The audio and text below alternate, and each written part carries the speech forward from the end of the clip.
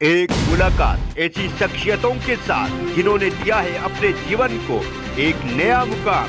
रूबरू कराएंगे ऐसी कुछ हस्तियों के साथ एक खास शख्सियत के साथ मुलाकात। जयदेव पटेल के साथ नंबर 1 इंडिया न्यूज पर रात। नमस्कार दोस्तों, मैं जयदेव पटेल, आपका एक बार फिर स्वागत है एक खास शख्सियत के साथ मुलाकात प्रोग्राम में। आज हम बात करेंगे डेल्टा प्लस वेरिएंट की। देश में अब कोरोना का डेल्टा प्लस वेरिएंट खतरनाक होने लगा है और इस नए वेरिएंट से अब लोगों की जान भी जाने लगी है। यह बड़ी चिंता की बात है और देश के कई राज्यों में कोरोना का नया डेल्टा वेरिएंट प्लस कहर बरपा रहा है। लोगों में भी इससे डर लगने लगा है और राज्य सरकारें भी सतर्क हो गई है और कई राज्यों में चेतावनी भी जारी की गई और साथ ही केंद्र ने भी राज्यों को अलर्ट जारी कर दिया है। केंद्र ने माना है कि वेरिएंट ऑफ कंसर्न है, यानी कि चिंता की बात है और हमें लापरवाही नहीं करनी है। और ऐसे में विपक्ष को एक तरफ से सवालों का सिलसिला भी शुरू हो चुका है। इस पर आज का सवाल है, कोरोना प्लस का कहर आरंभ विनाश निकट, और जिसने ली टीके की पहली खुराक उस पर डेल्टा प्लस कितना खतरनाक। इस चर्चा पर बात करने के लिए हमारे साथ खास मेहमान हैं दिल्ली से गंगाराम हॉस्पिटल के प्रोफेसर डॉक्टर एम वली, महाजन इमेजिंग के संस्थापक डॉक्टर हर्ष महाजन और दिल्ली वैक्सीनेशन सलाहकार समिति के सदस्य डॉक्टर समीर भाटी। आप सभी का बहुत बहुत स्वागत है आज के हमारे प्रोग्राम में। डॉक्टर एम वली, मैं आपसे शुरुआत करता हूं कि क्या अब ये चिंता की बात है जो जून तक की रिपोर्ट्स के हिसाब से अमेरिका के बाद दूसरा नंबर हमारा आता है, क्योंकि अब केसेस के साथ साथ मौतें भी होने लगी है। क्या डेल्टा प्लस वेरिएंट अब चिंता की बात है हमारे लिए? आज तो आपने अभी तो सारा अपने उसमें वेरिएंट ऑफ कंसर्न बता के मेरा काम आसान कर दिया। कंसर्न का मतलब भी चिंता है। मैं ये कहना चाहूंगा कि ये थोड़ा सा ये जैसे प्रधानमंत्री जी ने भी कहा था कि ये बहरूपिया वायरस है, तो ये बहरूपिया वायरस का एक ऐसा स्वरूप है जो ज्यादा नुकसानदेह है। और इसको अगर हम अंग्रेजी में कहें तो ये हमारे शरीर के जो एस रिसेप्टर्स होते हैं उनसे it binds firmer and faster. तो फर्मर और फास्टर का मतलब ये है कि जल्दी बाइंड होता है एस रिसेप्टर से और जरा ज्यादा तीव्रता से बाइंड होता है और बहुत जल्दी ये नुकसान पहुंचाता है। और इसने काफी ज्यादा नुकसान पहुंचाया है। कुछ मुल्कों में तो जो उन्होंने अपना लॉकडाउन खोला था उनको वापस लेना पड़ा है। इसकी वजह से अपनी जो सुविधाएं उन्होंने दी थी, जैसे अगर हम बात करें यूके की, सेंट्रल लंदन वगैरह की, तो उसमें पेरीफ्री में जब बहुत ज्यादा फैला तो उन्होंने सेंट्रल लंदन में अपनी जो सुविधाएं दी थी लोगों को उसको कम किया और बंद किया। और इसी तरह इजराइल ने भी मास्क को फ्री कर दिया था, उसने भी दोबारा मास्क लगाने की इजाजत दे दी। तो इतने मुल्कों में जहाँ आबादी का घनत्व इतना ज्यादा नहीं है वहां भी इसने उनको इतना चेता दिया है और जागरूक कर दिया है। तो इसकी वजह से बहुत लोग डर गए हैं। और इसका ये जो म्यूटेशन हुआ है जिसको हमने नंबर भी दिया था, अभी हमारे और साथी बताएंगे इसके बारे में, तो उसका ये जो म्यूटेंट का जो डेल्टा प्लस आया है तो वो और ज्यादा कहते हैं संक्रामक है। और जब साइंटिस्ट को इस बात की भी चिंता होने लगी है कि कहीं ये हमारे एग्जिस्टिंग टीकों को डिफाइन ना कर दे, और ये जो एक तो बात इसकी ये डेल्टा प्लस की ये मोनोक्लोनल एंटीबॉडी को डिफाई कर देता है, उससे बच निकलता है। तो ये अच्छी बातें नहीं है आने वाले दिनों के लिए। और मैं आपको बस एक बात आखिरी बता दूं कि ये वायरस जब म्यूटेट करते हैं तो वो थोड़ा सा ह्यूमन फ्रेंडली हो जाते हैं, कम संक्रामक हो जाते हैं। लेकिन इस वायरस में एक खास बात है कि ये अधिक संक्रामक हो गया है और डेंजरस हो गया है, खतरनाक हो गया है। और ये इसका इसलिए हुआ है क्योंकि इसका जो स्पाइक प्रोटीन है उसमें इसने अपना स्पेसिफिक एक अमाइनो एसिड होती है, क्लीवेज होती है इसमें फ्यूरिन की, इस पे इसने परिवर्तन किया है जिससे इसकी चिपकने की क्षमता जो है वो बढ़ गई है। और हम लोग इस पे बात कर रहे हैं आज यहाँ पे। जी डॉक्टर हर्ष महाजन, डेल्टा प्लस वेरिएंट को लेकर अब बड़े स्तर पर योजना बनने की जरूरत आन पड़ी है क्या? देखिए, कोई भी अगर म्यूटेशन नया होता है और स्पेशली जैसे डॉक्टर वली ने बोला स्पाइक प्रोटीन में होता है, क्योंकि वहां से ही क्षमता मिलती है वायरस को ACE2 रिसेप्टर के अंदर बॉडी में जाने की। तो वो हमें पहले तो चिंता करने का विषय होता ही है। पर डेल्टा प्लस जो है, जो अभी हमारे पास जो आंकड़े हैं, जो हमारे पास उसकी इंफॉर्मेशन है, वो अभी कम है, इनिशियल है, क्योंकि केसेस कुछ ही हुए हैं। 9-10 देशों में ये मिला है। हमारे कंट्री में 3 स्टेट्स से शुरू हुआ था, 9-10 स्टेट्स में मिल गया है। और कहते ये हैं, जैसे डॉक्टर वली ने भी कहा, कि इसमें संक्रमण की शक्ति अधिक है, इट इज मोर इन्फेक्शियस। दूसरी बात, ये जो फेफड़ों के अंदर हमारे ACE2 रिसेप्टर हैं, जो सेल्स हैं, उनकी धरपकड़ ये ज्यादा करता है देन डेल्टा वेरिएंट। और तीसरी बहुत इंपॉर्टेंट चीज जो है, अभी कोई महीना पहले ही मोनोक्लोनल एंटीबॉडी कॉकटेल आया था, जो कि हम अगर पहले 3 दिन या पहले 7 दिन में भी एक संक्रमित मरीज को दे दें तो वो बहुत जल्दी ठीक हो जाता था। ये वही कॉकटेल है जो प्रेसिडेंट ट्रंप को भी दिया गया था। तो अब कहना ये है कि ये जो डेल्टा प्लस है, ये उसकी चपेट में भी नहीं आता, उसको भी झांसा दे के साइड से निकल जाता है। तो ये सब मुद्दे रहते हैं। हालांकि अभी इंफॉर्मेशन मैं फिर कहूंगा कम है, ये कोई कंफर्म न्यूज नहीं है, पर इनिशियल चीजों से ही लग रहा है कि ये जो डेल्टा वेरिएंट था, जिसने ये इतना कहर ढाया हमारे देश में, इंग्लैंड में ढा रहा है, इजराइल पहुंच गया, US से पहुंच गया, कई देशों में पहुंच गया, ये जो डेल्टा प्लस है ये उससे कहीं ऊपर ही लग रहा है शक्ति, संक्रमण की शक्ति में। और आगे हम देखेंगे कि क्या ये वैक्सीन को एस्केप करता है। अभी जो इनिशियल केस हैं उनमें तो ये देखा गया है कि जिनको वैक्सीन मिली थी, जो भारतीय वैक्सीन है, कोविशील्ड है, कोवैक्सीन है, उनको माइल्ड डिजीज हुई। उनमें से किसी की अभी मौत नहीं हुई। मौत उन्हीं की हुई है जिनको वैक्सीन नहीं मिला था। तो हालांकि ये आगे चल के अगर प्रूव भी हो जाता है कि ये वैक्सीन उतनी इफेक्टिव नहीं होती, पर अभी ये लग रहा है कि वैक्सीन का कुछ अच्छा असर तो है।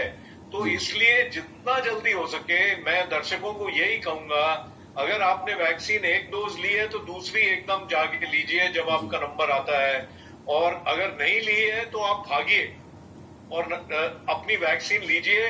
क्योंकि चाहे अभी तक जो भी वैरायटी आई है, जो भी वेरिएंट आया है, जो भी म्यूटेंट आया है, ये वैक्सीन उस पर काम करती है। हो सकता है जो बीटा वेरिएंट था या जो अल्फा वेरिएंट था ओरिजिनल वाला, उससे कुछ कम हो, पर फिर भी इसका असर है, ये जान बचा रहा है और ये हमें अस्पताल जाने से और एक गंभीर बीमारी होने से बचा रहा है। जी डॉक्टर समीर भाटी, आपका क्या कहना है? क्योंकि अब ये माना जा रहा है कि डेल्टा प्लस वेरिएंट ही बड़ा कारण होगा थर्ड वेव के लिए, और अब उसने कहर बरपाना भी शुरू कर दिया है। कैसे देखते हैं आप इसे, और क्या इससे वैक्सीनेशन प्रक्रिया प्रभावित हो सकती है? जी बिल्कुल। देखिए, जैसे हम बात कर रहे हैं डेल्टा प्लस वेरिएंट की, अगर हम सेकेंड वेव की बात करें तो सेकेंड वेव का जो प्रमुख कारण था वो हमारा डेल्टा वेरिएंट था। डेल्टा वेरिएंट के बारे में जो हम बात कर रहे हैं वो अधिक संक्रामक था, ये बात बिल्कुल फिक्स थी। तो अभी अगर इसमें हम बात करें डेल्टा प्लस वेरिएंट की, तो ये ज्यादा आश्चर्य नहीं होगा कि डेल्टा प्लस वेरिएंट भी संक्रामक हो। हालांकि इनकी जो बाकी बायोलॉजिकल प्रॉपर्टीज होती है उसमें आने में समय लगता है। वेरिएंट तो पहले आते रहते हैं, वेरिएंट के बारे में जो भी हमारी जीनोम सीक्वेंसिंग होती है उसमें नए नए वेरिएंट के बारे में पता चलता रहता है, पर आगे की स्टडीज आने में थोड़ा समय लग जाता है। पर ये माना जा रहा है क्योंकि डेल्टा वेरिएंट संक्रामक था तो डेल्टा प्लस भी संक्रामक होगा, पहली बात। दूसरा, इसके अंदर जो म्यूटेशन हुआ है K417N, ये वाला म्यूटेशन सेम आपका जो साउथ अफ्रीकन वेरिएंट था उसके अंदर देखा गया था। साउथ अफ्रीकन वेरिएंट पे ऑलरेडी जो हमारी वैक्सीन की एफिकेसी देखी गई थी कि वैक्सीन की एफिकेसी उस पर कम हुई थी। तो ये माना जा रहा है, अभी एज्यूम किया जा रहा है कि वैक्सीन की एफिकेसी साथ में, जैसे डॉक्टर महाजन ने बताया कि मोनोक्लोनल एंटीबॉडीज को भी जो है न्यूट्रलाइज नहीं कर पा रहा है। तो इन सब चीजों को देखते हुए माना जा रहा है कि वैक्सीन की एफिकेसी कम हो सकती है। ये हम नहीं कह सकते, क्योंकि अगर हम MP के भी जो अभी 7-8 केसेस हुए थे उनके अंदर जो 3 केसेस थे जिनको जो है उनको उन्होंने वैक्सीन ली हुई थी, उनको ना ही कोई सीवियरिटी, बीमारी की गंभीरता हुई, ना ही उनको हॉस्पिटलाइजेशन होना पड़ा। तो इस तरह से माना जा रहा है कि वैक्सीन की एफिकेसी तो देखी जाएगी। और वैसे भी आपको बताएं, जैसे जो हमारी वैक्सीन अप्रूव की जाती है DCGI से, तो उसमें एक क्राइटेरिया होता है कि 60% एफिकेसी तो उनकी होती ही होती है। हमारी दोनों जो वैक्सीन है उनकी अगर हम एफिकेसी देखें तो 80 to 90% एफिकेसी अगर उनकी है तो वो बफर होता है। कि अगर आपकी एफिकेसी डाउन भी होगी तो भी जो है हमारी किसी भी तरह की म्यूटेंट्स आते हैं उनके ऊपर ये इफेक्टिव होगी। कम ज्यादा थोड़ा हो सकता है, कम हो सकती है, वो बात की बात है। तो इसलिए जैसे डॉक्टर हर्ष महाजन ने बताया कि अभी थर्ड वेव का आना, देखिए हम कह सकते हैं क्योंकि बाकी देशों के अंदर भी आई है जी। पर उसका एम्पलीट्यूड वो कितनी गंभीरता से आएगी उस चीज को काफी हद तक हम कंट्रोल कर सकते हैं अपनी जो वैक्सीन की ड्राइव है उसको और अधिक स्पीड अप करके। और कुछ चीजें, एक चीज और भी जान लेना जरूरी कि अभी हमारी सेकंड वेव भी पूरी तरह से गई नहीं है। सेकंड वेव भी आप ये देखिए कि वो कहीं रुक गई है, मतलब 45-50,000 के करीब केसेस के ऊपर। अब पिछली बार की अगर हम बात करें, फर्स्ट वेव में तो हमारी पीक ही 1 लाख की गई थी और जब उस टाइम हम 50,000 या 40,000 को केसेस को किस तरह से देख रहे थे, पर अब हम 40 या 50,000 केस को देख के हम ऐसा सोच रहे हैं कि शायद सेकेंड वेव चली गई है। तो ये सब चीजों को ध्यान रख लेना हमें बहुत ज्यादा जरूरी है। बट अभी जब तक फर्दर आगे डेटा नहीं आ जाता इसके ऊपर बहुत अधिक नहीं कह सकते। हाँ, पर ये जरूरी है कि डेल्टा प्लस वेरिएंट की जिस तरह से केसेस आ रहे हैं हमें पता लग गया है पहले से और हम प्रोएक्टिवली स्टेप इस बार और भी ज्यादा अधिक लेना शुरू कर दिया है। तो सतर्क रहना बहुत ज्यादा जरूरी है।